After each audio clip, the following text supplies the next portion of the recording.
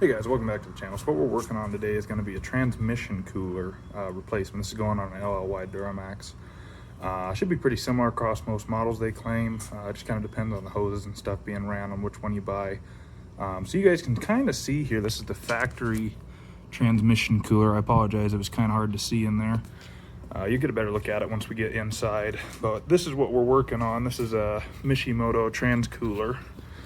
Obviously quite a bit bigger and really reputable. So this is going for a built by Dimitri Millard, no-zone diesel. About an $8,000 transmission build. I definitely don't want it going to waste. I've only had it installed for about 6 months now. But what's happening with the overheating is we went from 35 1250s and we made the jump up here to 37 13.5s. So these are the big guys. And that's just basically the big issue we're having right now, is we're having this big case of overheating. So we're gonna jump inside this, get it swapped out, see if we can start getting it to cool down. And hopefully we'll have some good luck with getting this to calm down. So just gotta get these guys to quit overheating so much.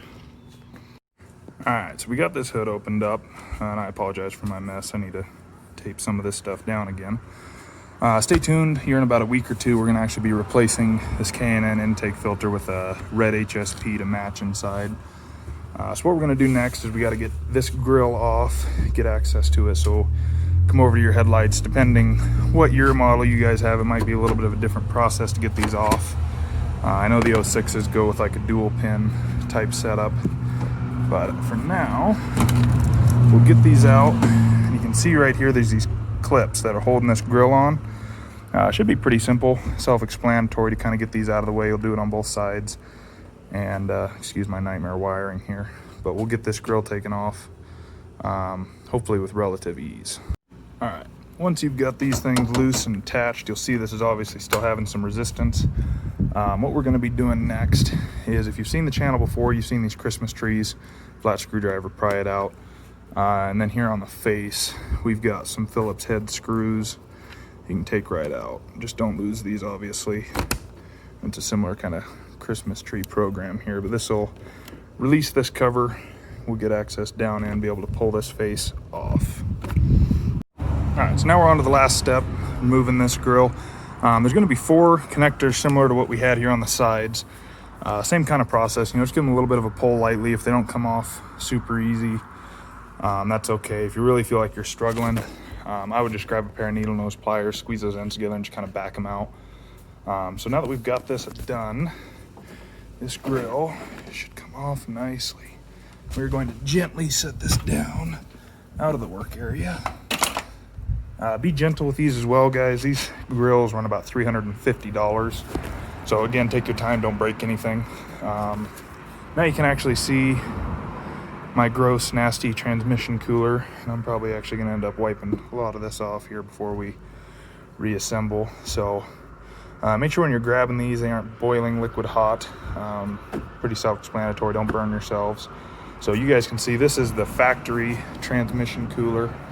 We'll get this up. So I mean, pretty sizable size comparison there. You can very clearly see why it is these run so much cooler. These are obviously completely aluminum, so we'll be getting some wires ran, some stuff redone here, and we'll move forward. So just kind of take a look around, see what you guys notice. You'll see there's some bolts here and there that are holding it in on these brackets, and they'll be in a similar place when this gets set up. So we'll be ready to take these off. Make sure you guys have I got 2 quarts of ATF. They recommend filling it with 1 and then replacing whatever you lose. So I think 2 is a pretty good number. If you're a messy worker, I'd advise 3. $10 a quart, whatever. So we'll just get this out of the way and we'll move forward. All right, guys. So they recommend starting pulling these covers off. I think I'm going to leave them for the time being. So what we're going to do, there's a couple of Christmas trees again on either side. I don't know why they're such fans of these. And obviously, as I pointed out before, we got these toe bolts here. They look to be probably about 12 or 14s, maybe a 13 in between. So, same thing, flathead screwdriver. Get this first piece pulled up and out they go. So we'll get 1 on each side. disconnect these 2 bolts, and then we will get into dealing with these lines.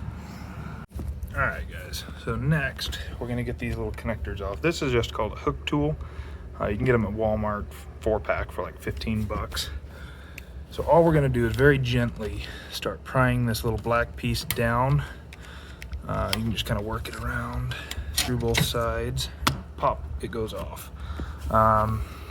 Sorry, trying to get you guys a good angle here. These little wire pins come out, so be very conscious when you're working that you don't drop them on the ground. That should just be kind of a similar process here to get these guys wiggled out. I don't know if I can do it with one hand, but just kind of the same thing. Just pull it out, disconnect it, and don't lose it. So you just kind of get one side pulled out here. You can see where it was seated before. Just kind of seated all the same around. So once we get that, boom, there you go. Again, set these somewhere, don't lose them. Depending on your package, they may have replacements, they may not, but definitely try not to lose them, especially if you're working in a cluttered area.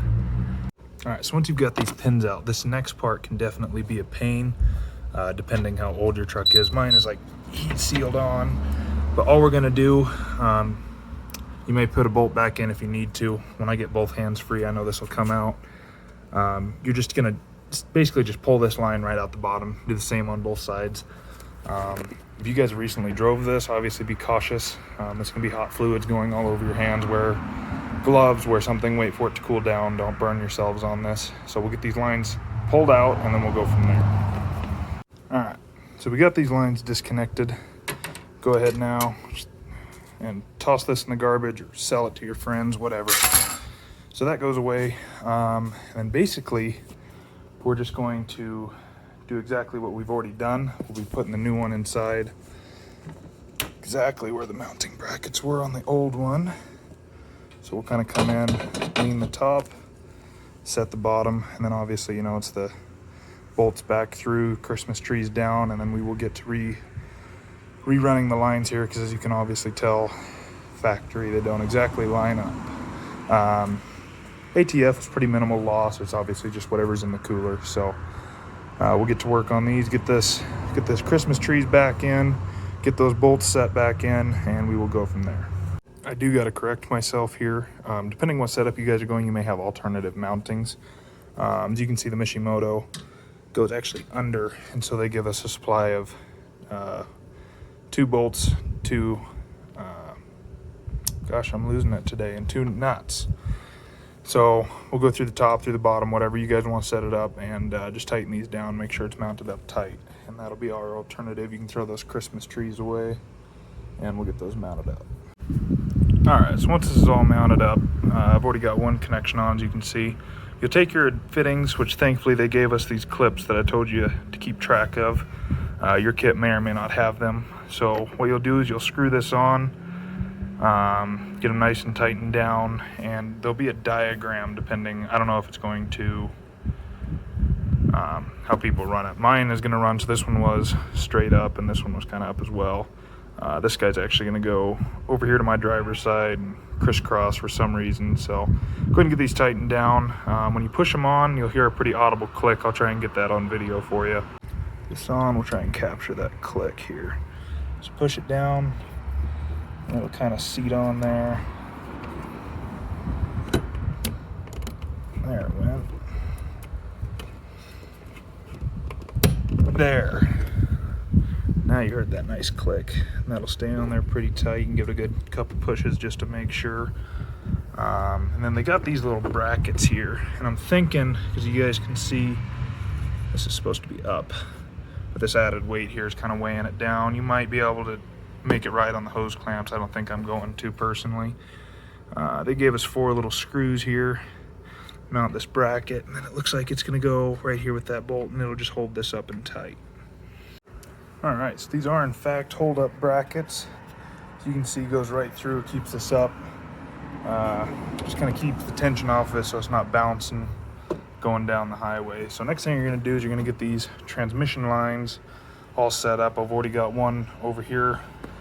This is how mine is wired for an LLY on the Mishimoto. Before you go running your wires exactly the same way as mine, double check with whoever the manufacturer is, and get a diagram where these are supposed to go. They're not very complicated, so just make sure you're pulling from the right sides and stuff, obviously. So we're gonna go ahead, we got this here, we'll take a hose clamp up, right up to it and get it tightened down. So put them on where you can easily access them, and then thankfully these ones are actually pretty easy to fit on. So we'll get those mounted, bring the hose clamp up, tighten it down. We'll do the same thing on both sides. I got to get this bracket moved and up, and then run my hose across. All right, guys, once we've got all this ran, next thing you're going to want to do is obviously get these clips brought back up and into place. I've kind of left them loose up until this point, just in case I had any finagling to do. Pull it up, and it'll click right on. Just make sure that they're nice and tight, won't fall off. We'll get this guy up. Perfect, and you should hear a pretty audible click once it gets seated. So that's pretty much it. We're gonna reinstall this the same way it came off. We'll get this grill back on, headlights down, pop ends down, and we're gonna hit the highway, see how this thing will perform. Before we get out of here, guys, also check with the manufacturer, see how many quarts to add of ATF, obviously. And I'm gonna actually cycle through reverse neutral drive, make sure that these hoses aren't leaking. All right, guys, so we're in the truck now. I apologize, windshield's a little dirty, but we've been moving for probably about an hour now, heading up some mountainous terrain, plenty of uphill corners and stuff. As you can see, we're actually doing pretty good right now. Normally the TFT, the transmission fluid temperature, is pretty up close with the ECT, which is just your engine coolant temperature. But as you guys can see, we're staying well below 180, which running 37s for about an hour. We've been staying pretty consistently at 70 right now. Outside air temperature is about 82, so I feel like we're moving pretty stable right now. I'm definitely pretty impressed with this trans cooler. We'll get out and take a look and make sure nothing's leaking and everything's holding. But so far, I'm pretty impressed with the cooling capabilities. Hey guys, so checking back in, I wanted to kind of do more of a lengthy review on this tranny cooler. So I've had it installed for about 2 weeks now. I wasn't really sure just on a first day review kind of if it would be changing, if it would kind of die down. So I didn't want to do a hype a lot at the beginning, just to kind of be able to give you guys more of an accurate review. And I can tell you all these weeks later, I'm still highly impressed with this product. I'm actually driving to a neighboring city right now from my own. It's about a 2-hour drive.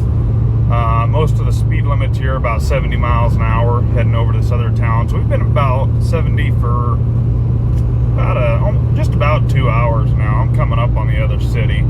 I mean, the trans temperature is downright amazing on this thing. It is keeping everything very low, and especially running these 37 to 70 plus miles an hour. I've only got 373 gears.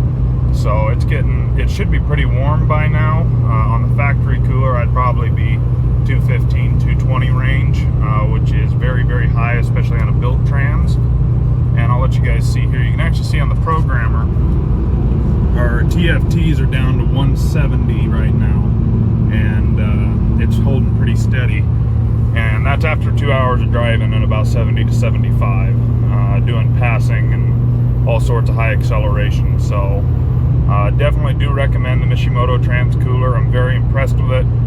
Our outside temperature right now is about 87. It has been for the couple hours I've been driving.